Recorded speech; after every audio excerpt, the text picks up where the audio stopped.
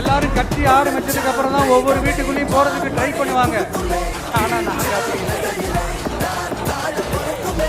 ஒவ்வொரு வீட்டுக்குள்ளேயும் போனதுக்கு அப்புறம் தான் கட்சியாவே ஆரம்பிச்சிருக்கிறோம். அதனால ஒட்டுமொத்தமா எல்லாருமா சேர்ந்து இந்த திமுக ஆட்சியை, தமிழ்நாடக திமுக ஆட்சியை 2026 தேர்தலில் வீட்டுக்கு அனுப்புறோம். வீட்டுக்கு அனுப்புறோம். என்ன நண்பா, சரிதானே? என்ன நம்பி செய்வீர்கள் தானே?